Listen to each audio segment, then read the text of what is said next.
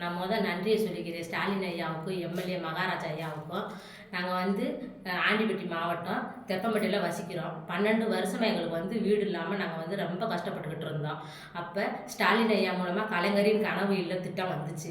அப்போ எங்கள் ஊரில் தெப்பம்பட்டியில் எங்களுக்கு செயலாளர் இருக்கவங்க எல்லாருமே இப்போ ஸ்டாலின் ஐயா இப்படி வீடு போட்டிருக்காரு, நீங்கள் கட்டுறீங்களா அப்படின்னோடனே எம்எல்ஏ ஐயா மூலமாக நாங்கள் கலைஞரின் கனவு இல்ல திட்டம் நாங்கள் கட்டியிருக்கோம். தெப்பம்பட்டிக்கு 32 வீடுகள் வந்திருக்கு. இப்போ 32 வீடுகளில் இப்போ எல்லாருமே ரொம்ப சந்தோஷமாக இருக்காங்க. கூரை வீடுன்னே பார்க்க முடியல, அவ்வளோதுக்கு இப்போ எல்லாரும் ரொம்ப மகிழ்ச்சியாக இருக்காங்க. அதனால் ஸ்டாலின் ஐயாவுக்கும் எம்எல்ஏ மகாராஜா ஐயாவுக்கும் கோடான கோடி நன்றி. நாங்கள் இதை மறக்கவே மாட்டோம். எங்கள் ஓட்டு எப்பயுமே ஸ்டாலின் ஐயாவுக்கு மட்டும்தான். இதுக்கு ரொம்ப உறுதுணையாக இருந்தது சின்னச்சாமின்றவங்களும் பஞ்சமான்றவங்களும் எனக்கு ரொம்ப உறுதுணையாக இருந்தாங்க. அவங்க இல்லாட்டி இந்த இடத்துல நாங்கள் இப்போ வீடே கட்டியிருக்க மாட்டோம். அவங்க எங்களுக்கு செய்தியை சொல்ல போய் இப்போ நாங்கள் எம்எல்ஏ ஐயாவை பார்க்குறோம், நாங்கள் ஸ்டாலின் ஐயாவை பார்க்குறோம். இப்போ எங்களுக்கு ரொம்ப சந்தோஷமாக இருக்குது. தெப்பம்பட்டியில் கூரை வீடுன்றதே இல்லை, அந்த அளவுக்கு இப்போ ஸ்டாலின் ஐயா எங்களுக்கு மாட்டிட்டாரு.